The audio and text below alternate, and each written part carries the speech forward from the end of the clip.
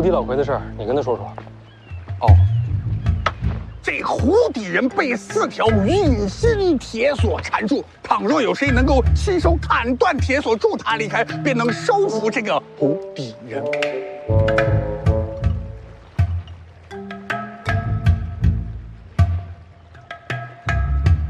这你也信？试试嘛。你身边人还不够多吗？有些事儿，给梁王府的人未必帮我。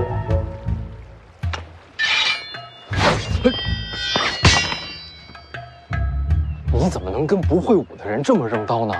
万一我无后了怎么办？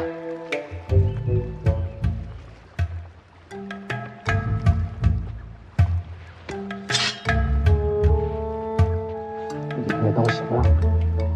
挺亮的，我觉得行。不亮的是木刀。要不你还我？啊，行，我下去了。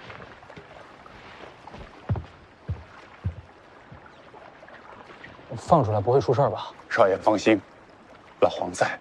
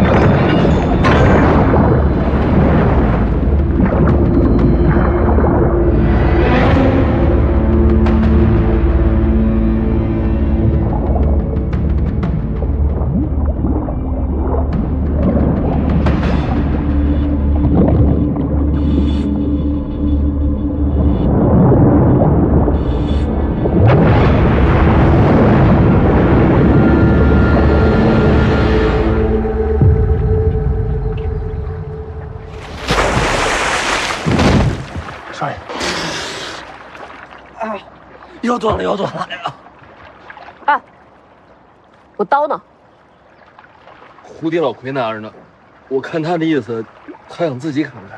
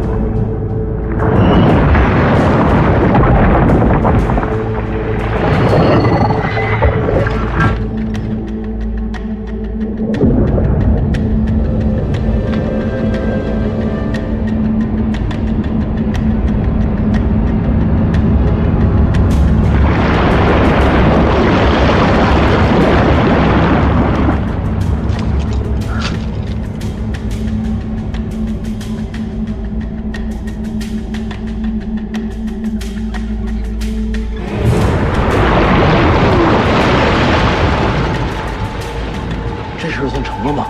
这必须成。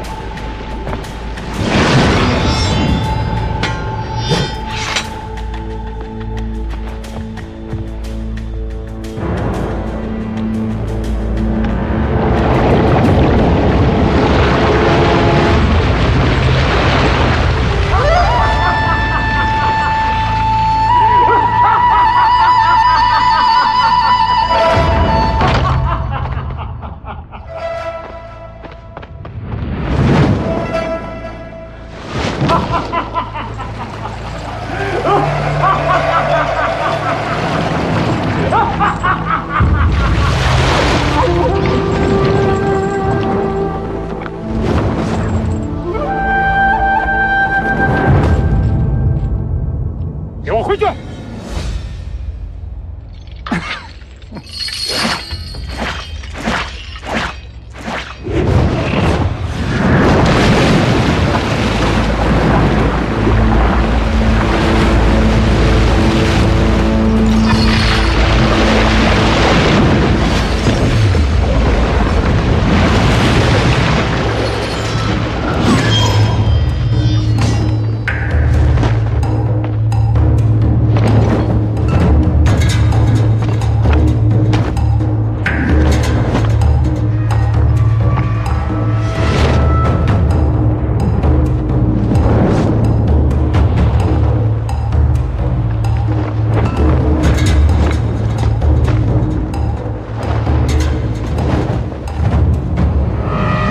厉害，老黄，厉害吧？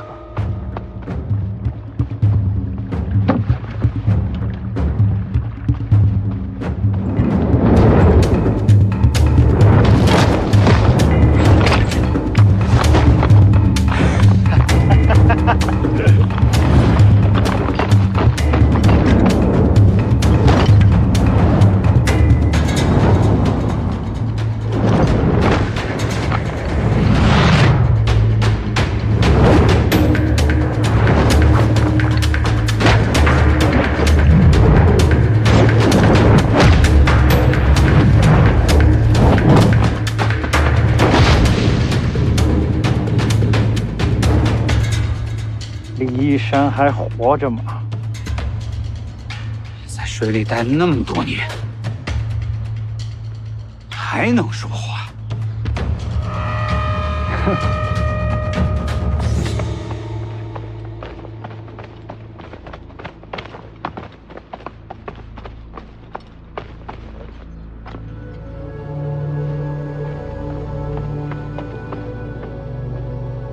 别动手！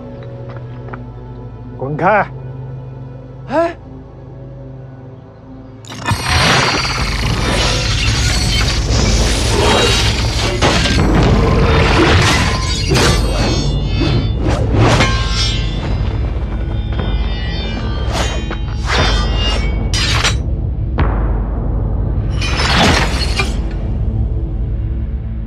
小家伙，别找死！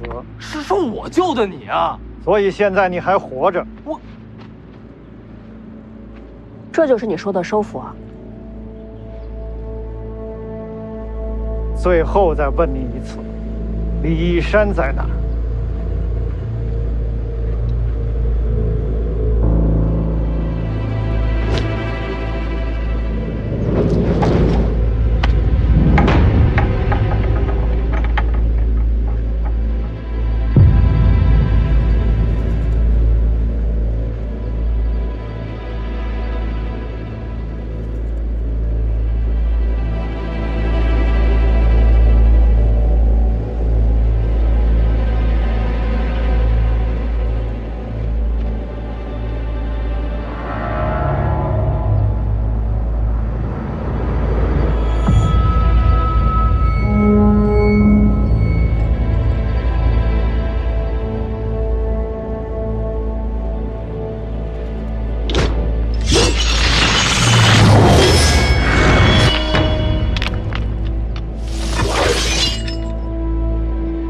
李一山，你活着就好，不然我这仇都不知道找谁报去。李一山，当年的无双国师，他不是已经死了吗？他是你师傅。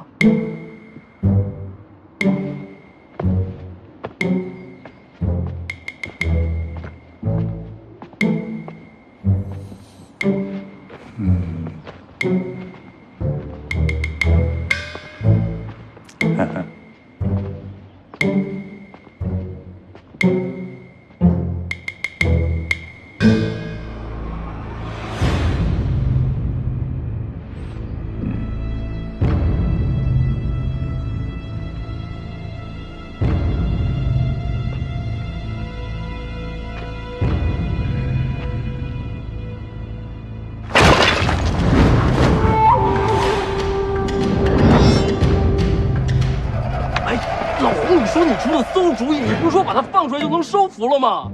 打到收服就好了。上！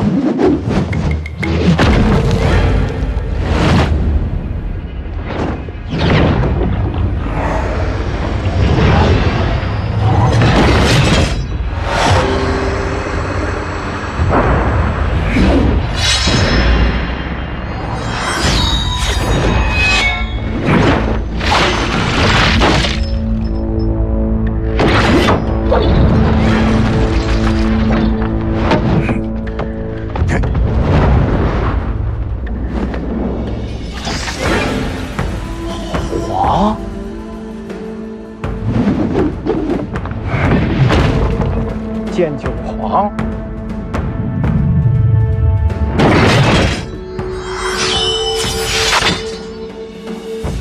原来你也还在。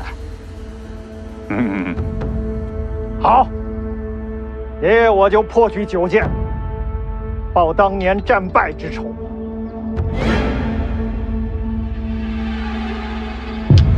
剑一，龙蛇。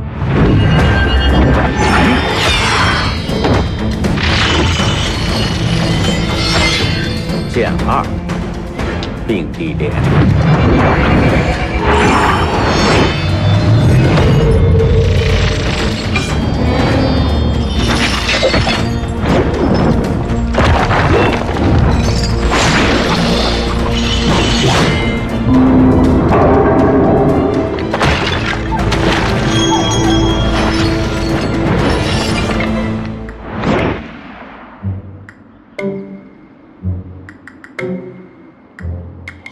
皇，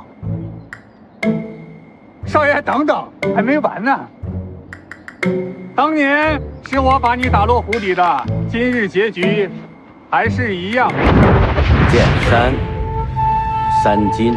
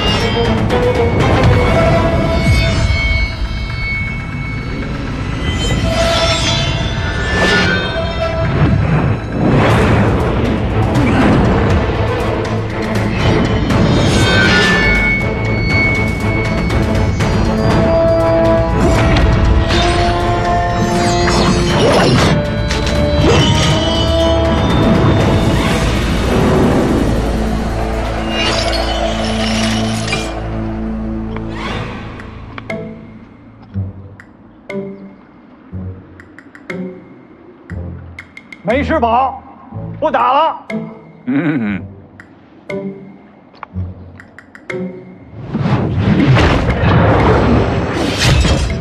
老黄，你，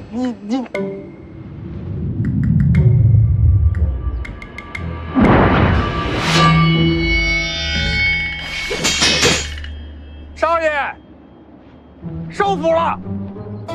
老黄，你武功这么高？少爷，我之前不是跟您说过吗？我武功大概有这么高。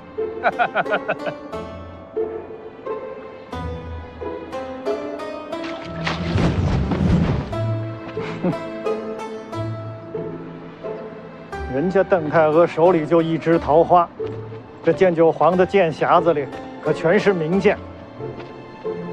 换身衣服，老子要吃肉。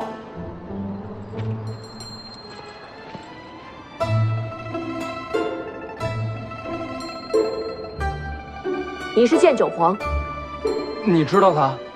近50年用剑高手，除剑神李传刚之外，只有2个，一个是桃花之心剑神邓太阿，再一个就是他了。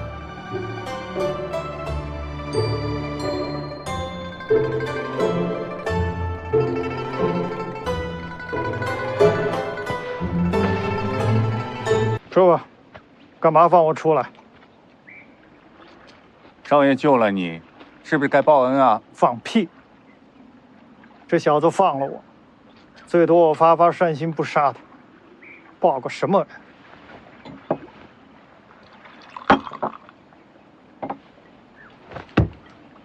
不报恩，再把你打回虎地。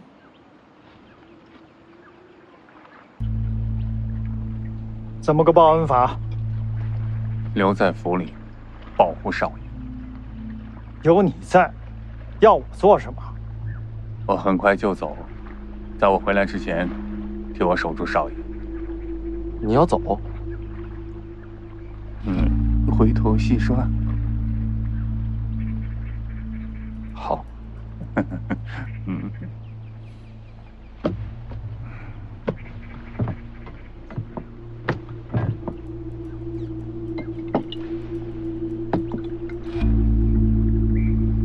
行不行？你多久回来？最多2个月。好，2个月之后你不回来，老子也走人。行。老黄，酒。黄大侠，给大侠上酒。大黄，你今天下午说你要走，去哪儿？我得去一趟龙虎山。黎阳王朝第1大教派，你去那儿干什么？有些个故人要去会一会。会完了，我得去一趟武帝城。东海武帝城？你去那儿又是做什么？有一场架，打了一半，我得去打完了。自打我记事，你就在府里。你这架什么时候打的？快30年喽。那会儿还没我呢。少爷想不想听一下老黄的故事？你说。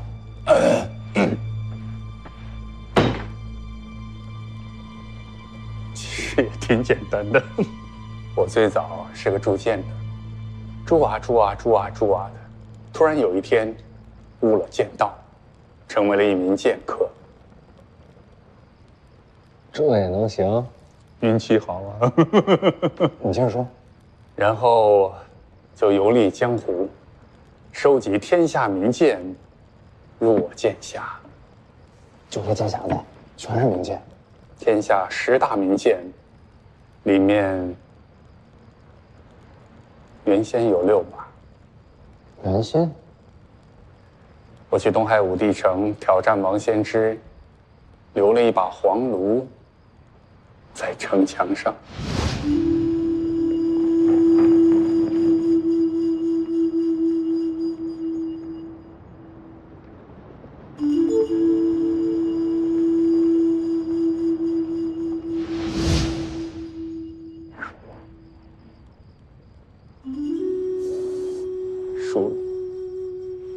输就输嘛，哪有人长胜不输的？不行，打到一半我就知道自己输了，我当时特别害怕，怕死，怕败。后来我就逃了。离开武帝城之后好几年了，我天天做噩梦，梦见我被王仙芝打败了，丢了性命。少爷，您知道我为什么来北凉吗？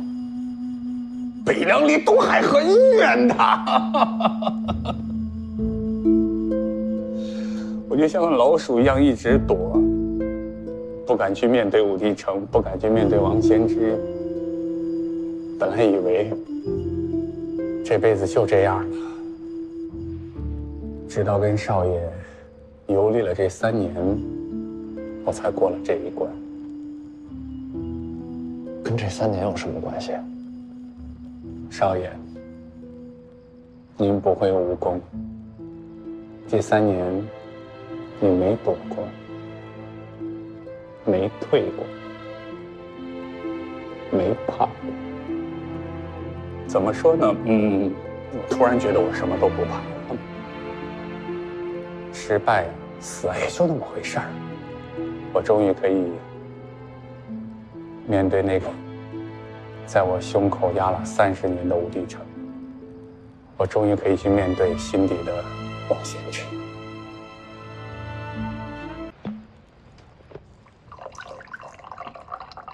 什么时候走啊？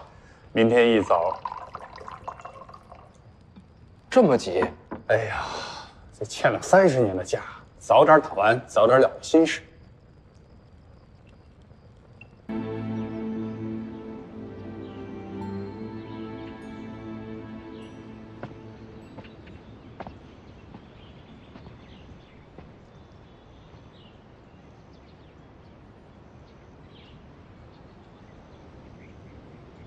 少爷，学武不吃亏，学武不上当。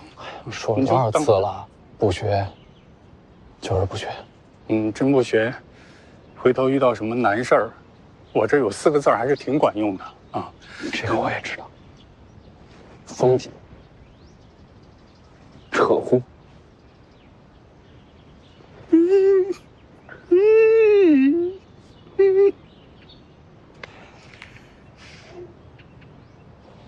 我想送你一个东。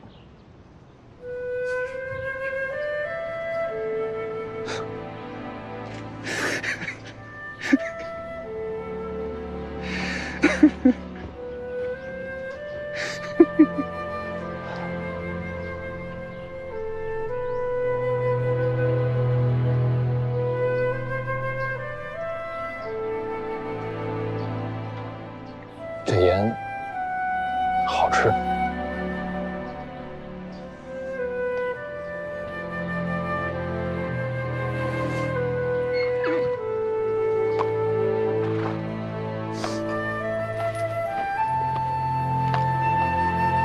你有啥想跟少爷说的？你说。他说：“少爷，留步吧。”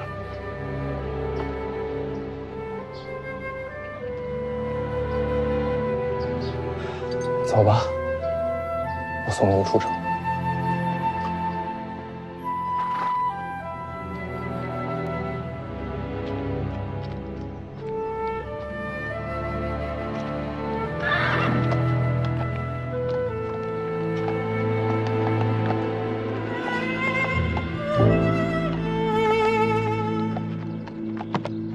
少爷，留步。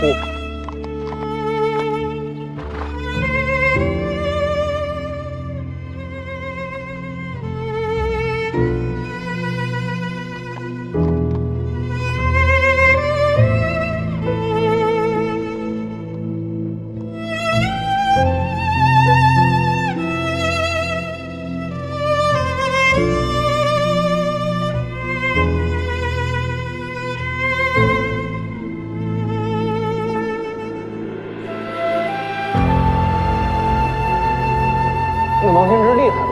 天下第2。那第1谁啊？他自称第2，天下也就没了第1。哇，那你能赢吗？管他的，这输也好，赢也罢，这欠了30年的假，这总得打完。打完你就赶紧补回来。少爷，等我回来，带着东海的酒，咱俩一块儿喝。行。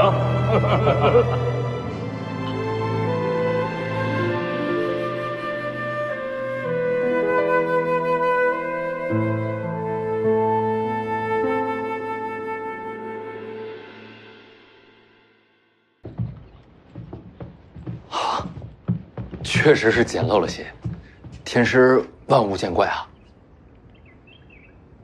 世子不必惊慌，也不要误会，贫道这次来的目的就是要带小王爷回龙虎山。那我就没误会了。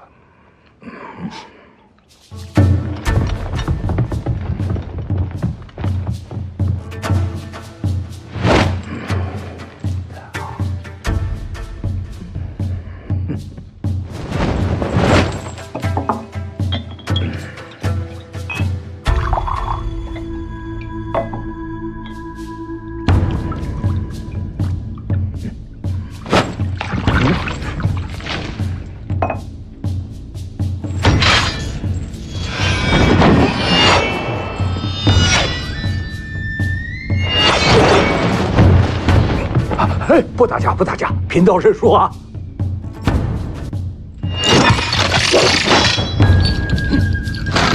是建九皇让我来的。老黄，建九皇死了。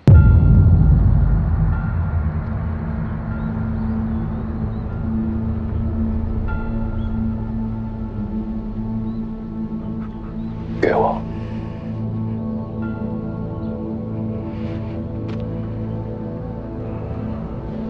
建九皇，他去了武帝城后，先找了一个酒馆，要了2两黄酒、半斤酱肉、1碟花生米，炸的。他不喜欢粗泡，不喜欢水煮，就喜欢吃沾盐的油炸花生。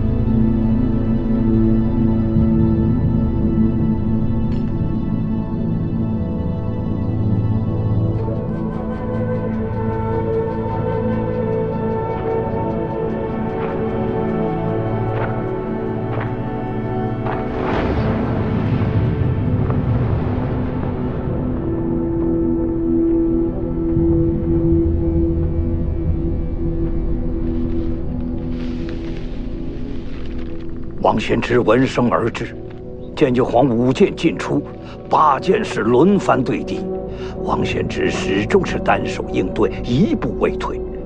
68招后，建九皇用出剑酒，有一武林人亲眼见到这一剑，称此剑如银河倒挂，倾泻千里，已非人间剑术。王献之终于动用双手，剑酒挥去了王献之的袖袍，二人势均力敌，再战49招后，建九皇力竭身亡。老黄没输，他就是老了。王献之亲口承认，若不是建九皇力竭，这一战自己略处下风。建九皇气绝之前，王献之问了这一招剑酒的名字。6000里，这一剑是我取的名字。剑酒6000里。王献之感叹：此剑一出，天下再没有更高的剑招了。他的剑匣去哪儿了？留在了武帝城头。终了时，建九皇经脉俱断，盘坐城头，望着北方，死而不倒。还有人听见他直到死前一直在哼一首古怪的歌谣。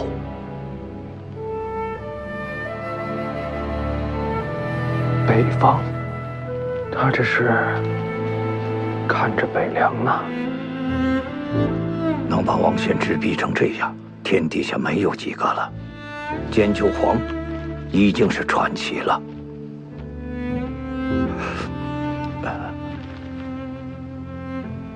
这封信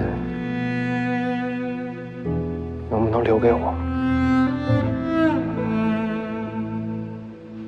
好吧，多谢。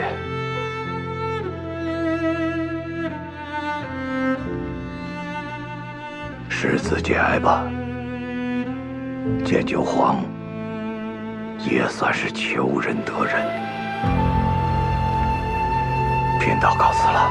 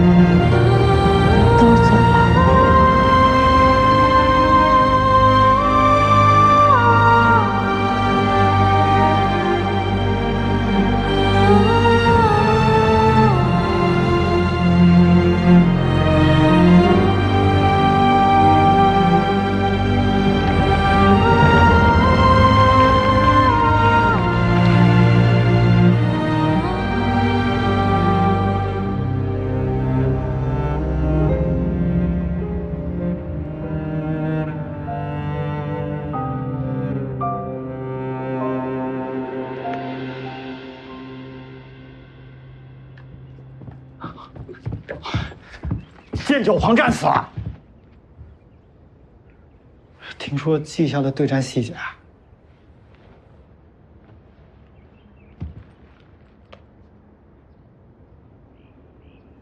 逼王先知出了双手，好个剑9 6千里，可惜不能轻剑啊！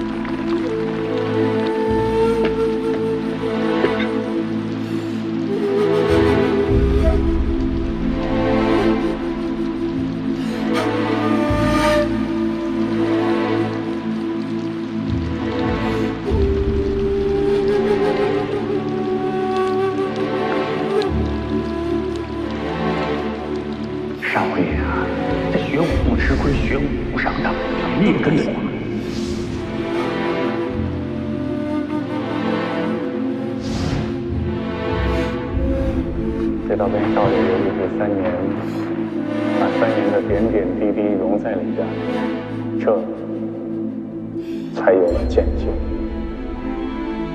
那就叫6000里。能够被少爷需要，突然觉得我什么都不怕。我答应少爷，打完了马上回。第一件事，少爷烤地瓜。好。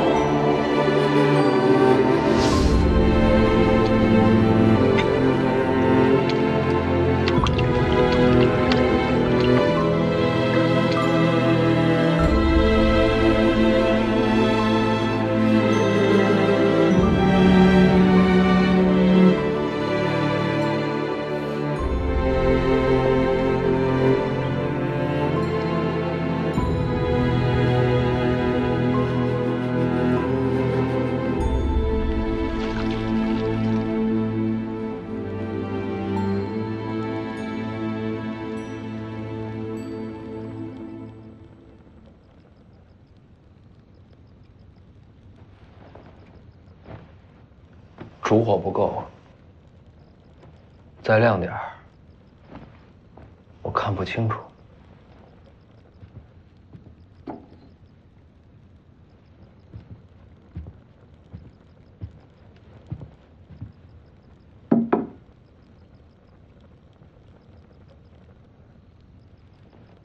看够了吗？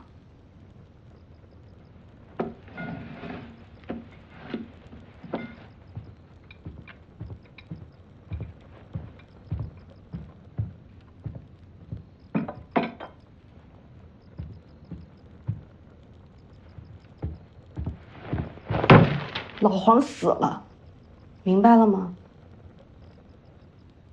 不对，什么不对？这信上写的不对。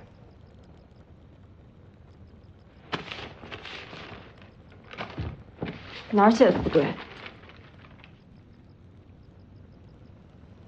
我来来回回看了无数遍，这上面只写了剑九皇的名字，为什么不写老黄？他们只知道剑九皇是无双剑客，谁又会去想马夫老黄？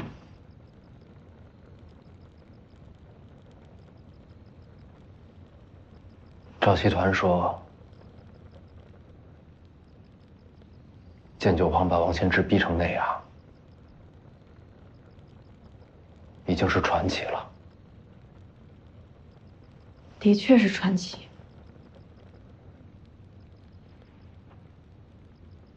他剑九皇成了传奇，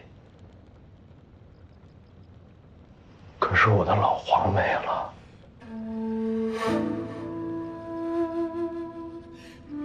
我宁愿他不当上传奇。我宁愿他输了之后灰头土脸的跑回北凉。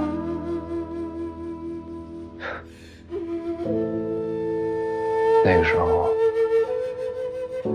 我肯定大笑一场，然后再去让他偷地瓜来烤。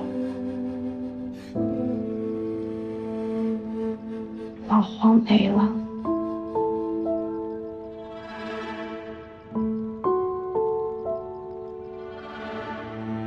是啊，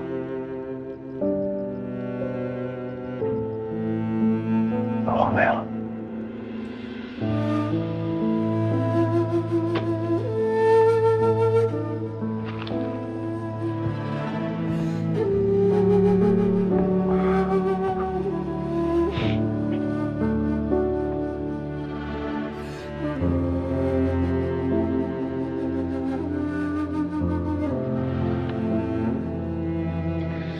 回家吧，你弟弟去了龙虎山，你也没必要再待在武当山了。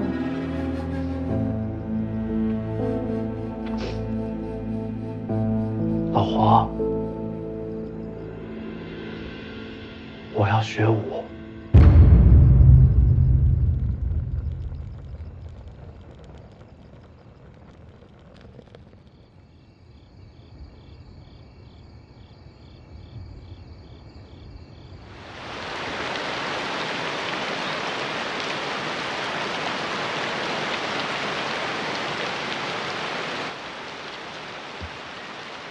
想学武？你这个身份学什么武啊？想杀谁一句话，北凉铁骑就替你杀干净。我想自己动手，去武帝城战王先知。你知不知道自己在说什么？老黄死在武帝城，我要把他剑匣拿回来。还拿回来？王先知是什么人物？有他在，天下便无敌意。你一招一式都没学过，现在跟我说要挑战王先知。是。你呀，找张床，躺在上面一闭眼，做梦去吧。我现在是不如他，但我可以练。你以为你是天纵奇才，要追上王先知练多久？50年？多少年都可以，剑匣不能一直放在上头。请前辈赐教。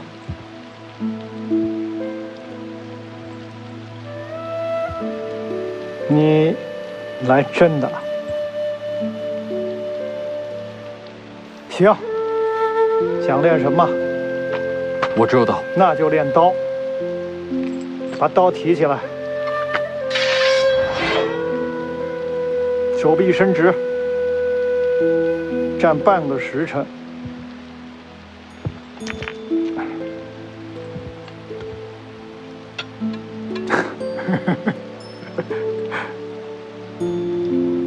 半个时辰之内，石头要是掉了，就别找我了。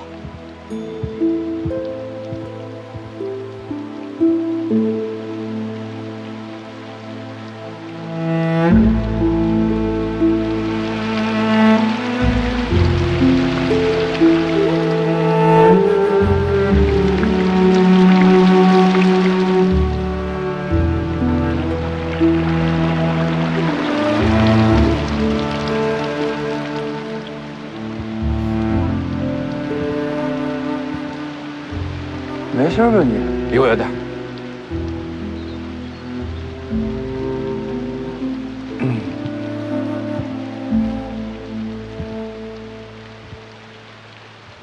半个时辰到了，石子没掉。佩服。接下来练4个动作：直刺、斜撩、竖劈、回来。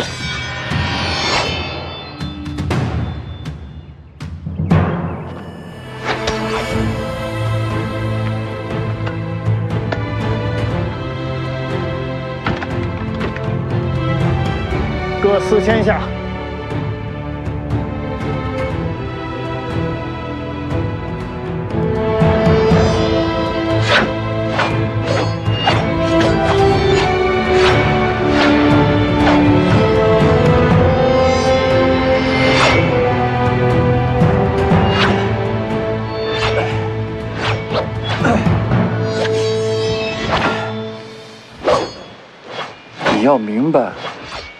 王仙芝是天下习武之人的心魔，是一座无法逾越的高山。哪怕是当年一剑威临天下的剑神李淳罡，都被他两指斩断名剑木马牛。赵西团给王重楼传话，说什么？王掌门修炼的大黄庭声名遐迩，龙虎山愿意上门切磋，求教大黄庭的风采。你怎么不早点告诉我？忘了。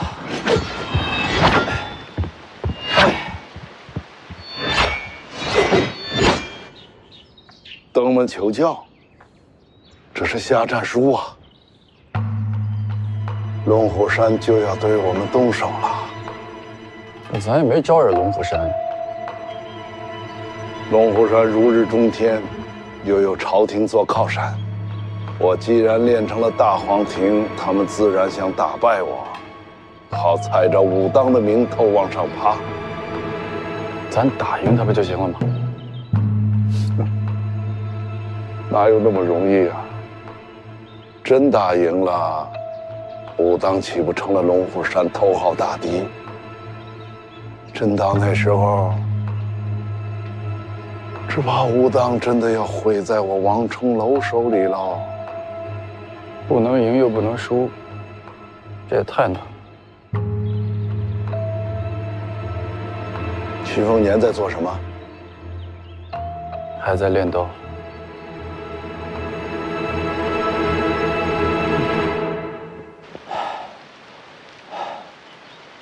我练的还行吗？乱七八糟。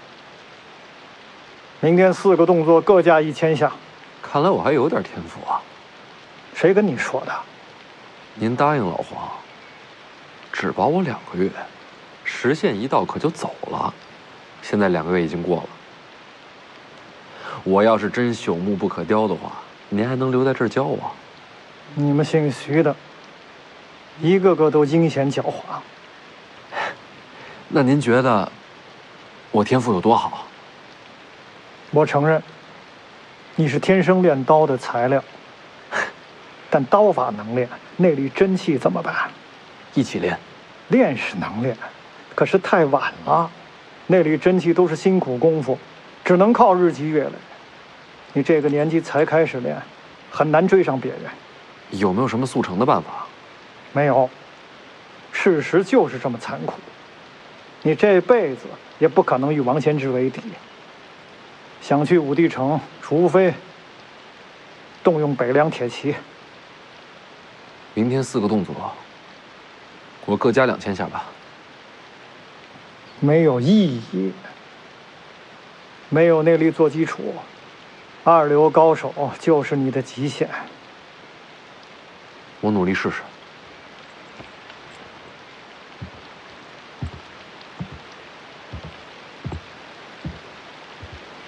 内力，真气。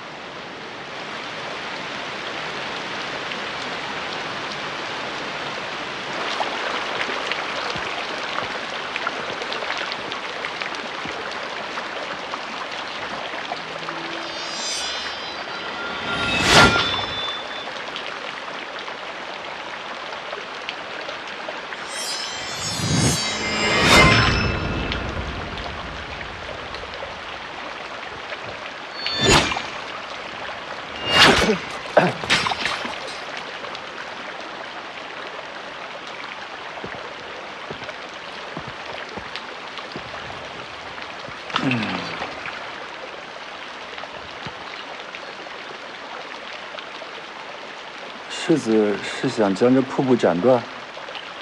我是想试试能不能练出真气。你这样是斩不断的。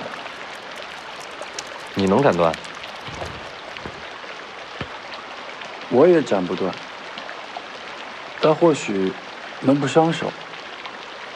来一刀试试。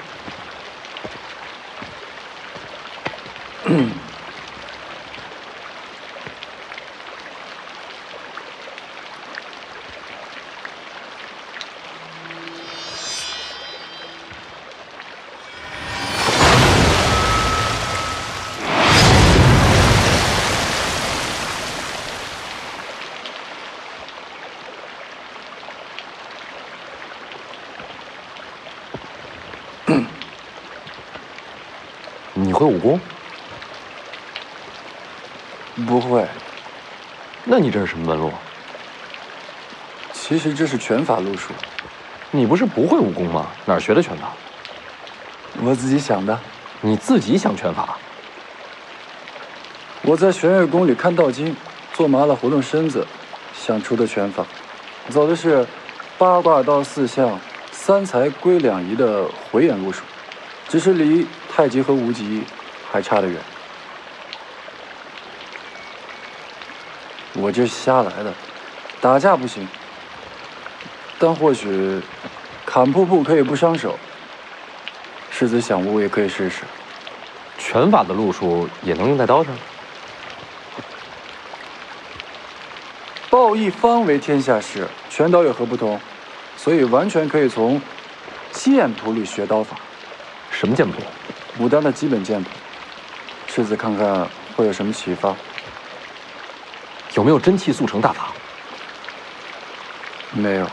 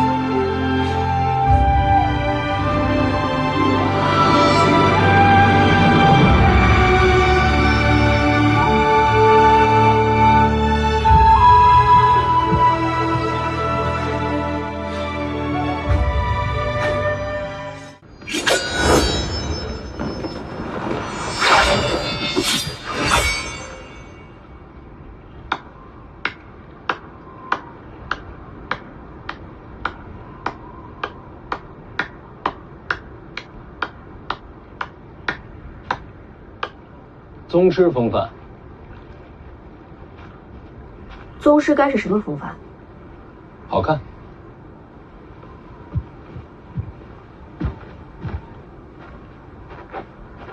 今日不该是你的籍贯之礼吗？怎么跑来看刀？徐潇想让我师傅管理。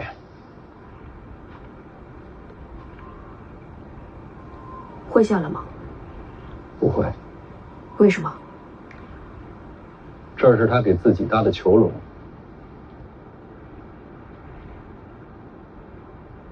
李义山是你师傅，难怪你不肯学武。以心治理，好过冲阵杀敌。只是，只是这样的人最多做幕僚，却难以令三军归心。若是我接掌北凉，怕是难以服众。你是想这么说吧？你都知道，为什么还不肯学我？一个文武双全的师傅，你觉得能活多久？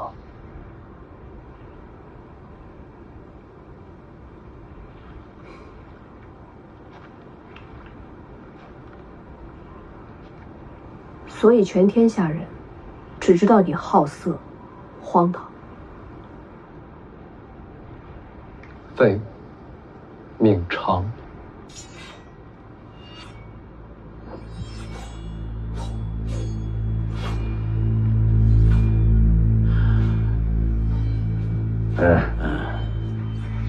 说也奇怪，你说这个北莽南宫也是名门世家，我派了密探，打探了这么多时，也没有把南宫普业的根底给挖出来。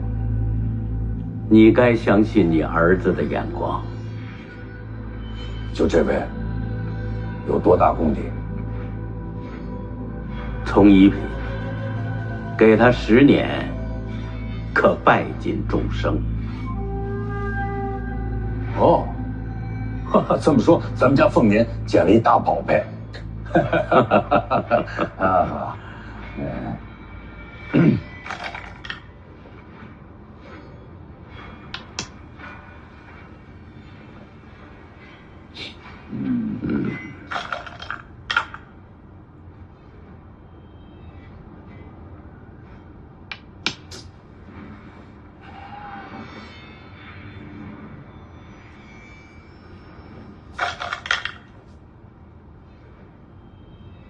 不下了。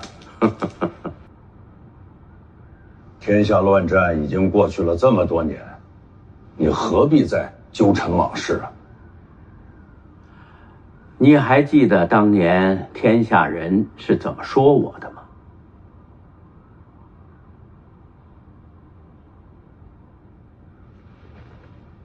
你就不能放下吗？怎么放啊？沾满了血的手，洗不干净。照你这么说，我早就应该四本而亡了。不一样。我当年是为了不再乱世，拾起了刀。现在呀，黎阳一统，我的事已经做完了，而你的事却没做完。北凉上空，这徐自齐还不能落下，所以你不能停步，还得接着走下去。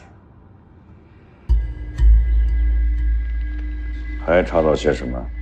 查出些支持小王爷上位的，没抓。和宁峨眉一样，都是被丢出来的饵。真正的幕后推手，藏得很好。